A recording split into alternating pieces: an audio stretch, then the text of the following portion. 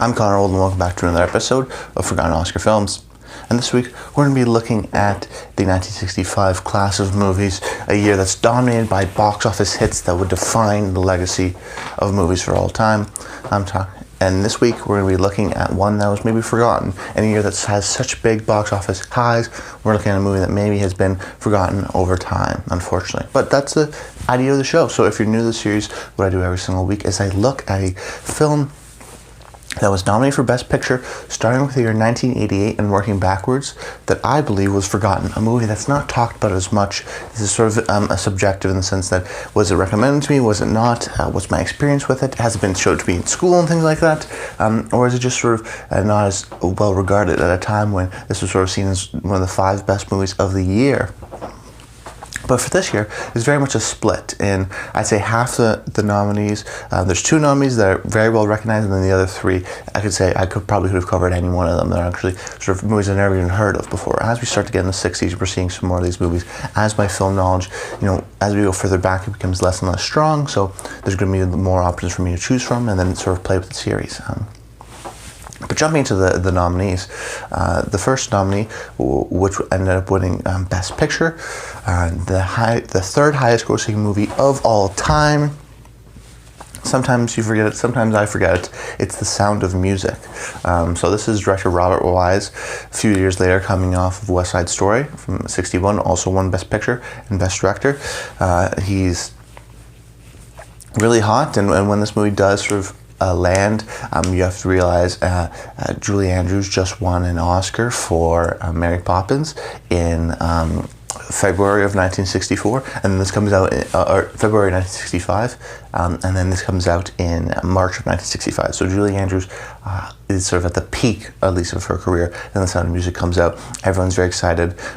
It's very interesting because this is a movie that gets sort of mixed critical reviews, so sometimes people see it as sort of an undeserving Best Picture, but at least this sort of group of nominees, a lot of people, because of the cultural sort of historical movies, there's not something like a Raging Bull we've had in other years, or a movie like that where it's very obvious, at least between film buffs and cinephiles, that maybe the wrong movie won, because this movie is such a massive success. It's the number 3 highest grossing movie of all time, right there with Gone with the Wind and Star Wars. So it really is just sort of a massive hit, and I always forget, at least that I do, that it's one of the highest grossing movies of all time, but it still has a lot of cultural relevance, so of course I didn't want to cover it.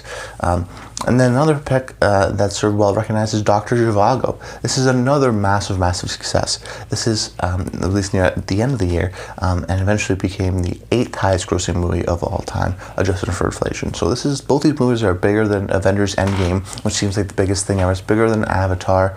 Dr. Zhivago might even be bigger than Titanic. I mean, you have to realize that these are massive movies. People are going to the box office, going to the movies a lot. There's also things like the Roadshow, which helped its sort of overall box office total. It's also notable that something like The Sound of Music, I was trying to find out how long it was in theaters, because it was, of course, it was in the 60s, and especially in the 40s and 50s, there was a different sort of release schedule where a lot of times, because there's an actual film print, they'd start with the cities and then they sort of work their way through the rest of the country. So depending on where you live, you may have to see a movie a whole year later.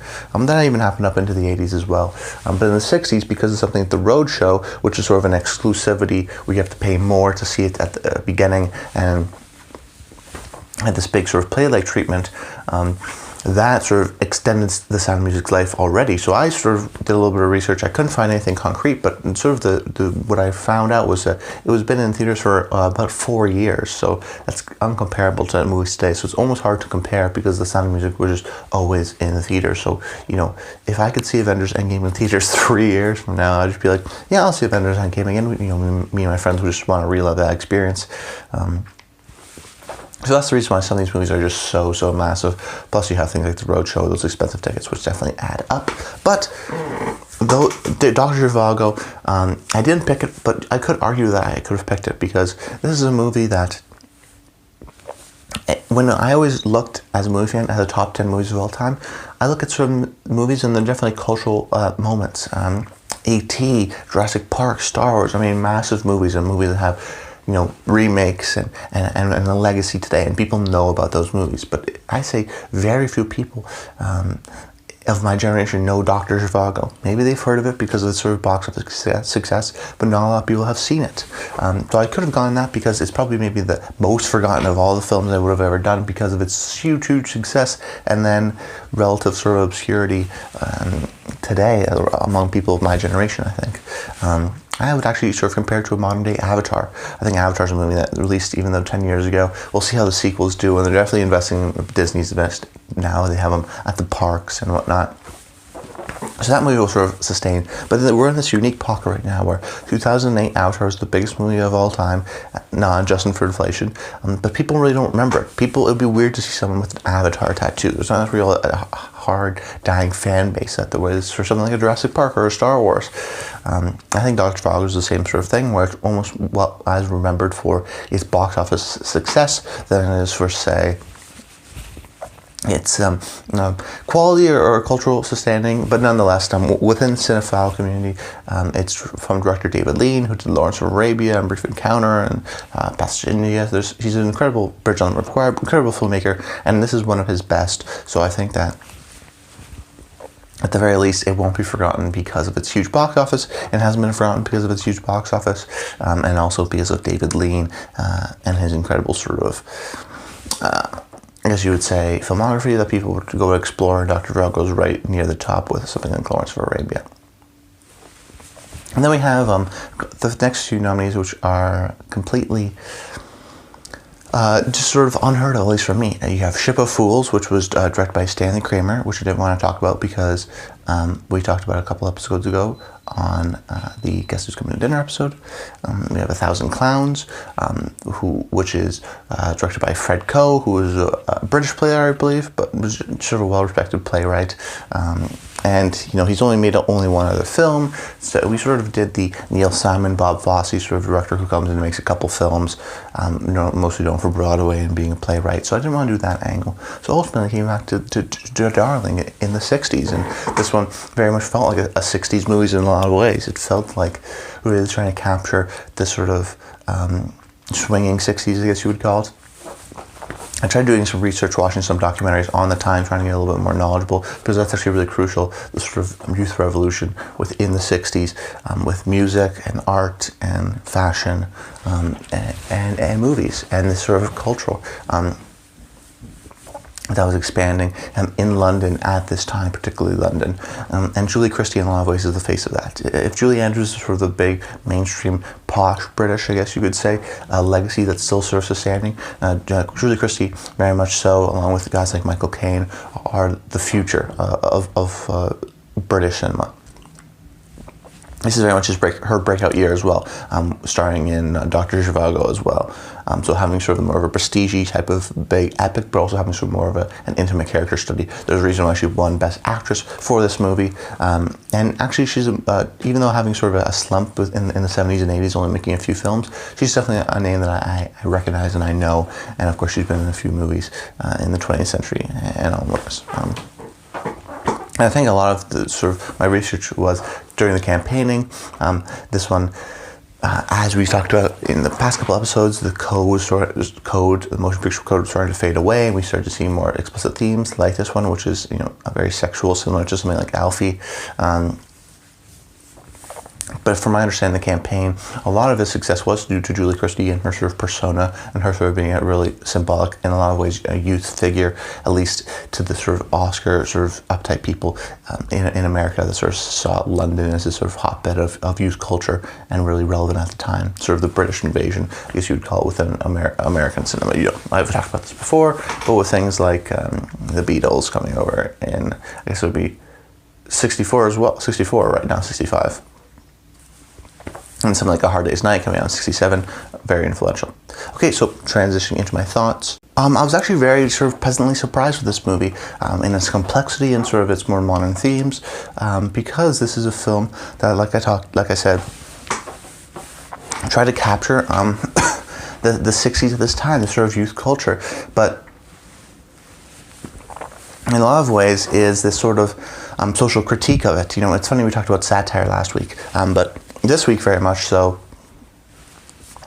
I wouldn't say a satire, is it more just sort of trying to fit in with at times, but also maybe critique and show sort of the underlying shallowness of it. Because this character, Diana, played by Julie Christie, is very much so a character that is trying not to conform like her parents and trying to separate herself, but then ultimately sort of falls into a similar path, just in a different way. Where her parents came from the war, this is the war generation, you know, these are the rules, you do as you're told, and very much so. If you're a bricklayer, you know, that's going to be social standard. You work in the fish market, you're also going to be work in the fish market, and that serves as just, there's very much a class distinction. Of course, we know with British and the monarchies, there's a strong sort of history of class. This is very much a generation where they didn't want to do that. They wanted to have their own fashion and their own music, and really broke out in a new way. But so in a lot of ways, Diana is a symbol of that. Similar to Julie Christie maybe was seen in real life, Diana is a character who loves those sort of hedonistic that hedonistic lifestyle, and sort of the introduction of birth control. So you have women being more sort of sexually free. You could say, I guess, it would be second wave feminism.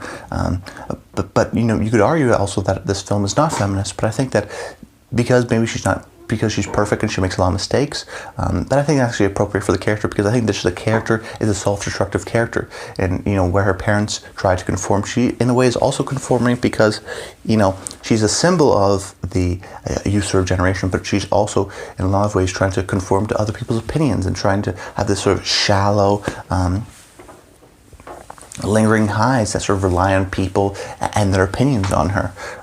So she's trying to conform to this sort of box that clearly maybe she doesn't fit in. And I think for this character, she goes through sort of multiple lovers throughout the film, and she's always sort of the central character, but she's trying to increase her social standing in some sort of search for happiness, but it never works. In a lot of ways, she's trying to conform into this generation because that's what her generation is doing, but maybe she doesn't like it. Maybe it's actually a smart critique of it. There are some ways that this film fails. I think sometimes it's a little bit repetitive. It fails a lot of times trying to mimic sort of almost the French New Wave, Godard, sort of jazzy style. There's some scenes that maybe felt relevant at the time because, you know, like partying scenes and trying to really nail home the sort of youth culture aspect.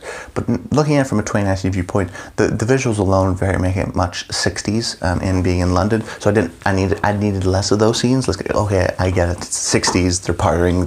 They're young. It's very much sort of a social class within itself. So it's very interesting to see this sort of duality in that sense, because this is a generation that's trying to get rid of that sort of stereotypical class system and breathe their own fashion and breathe their own music. But this is still a character that still almost critiques that these social standings are still there. You still have to sort of get other people's opinions, and before it was, you know, you couldn't move up that social ladder. Now you can, but really sort of destroy your soul in the end. And it's remarkably somber, especially that near the ending, where she's in this beautiful place and beautiful clothing, and she clearly just hates herself and doesn't want to be there.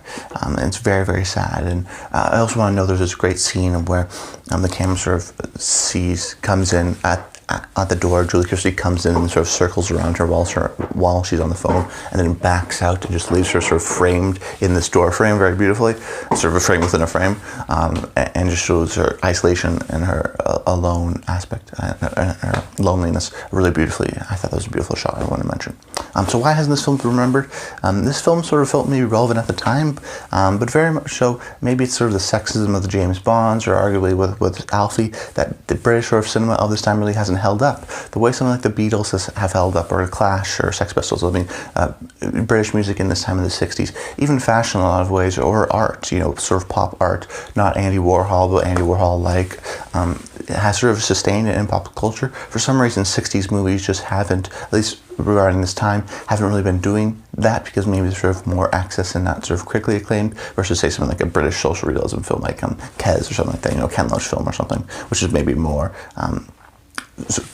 acclaimed from that time compared to some of these more studio-driven youth culture movies, which is kind of unfortunate, because I think this one held up quite well.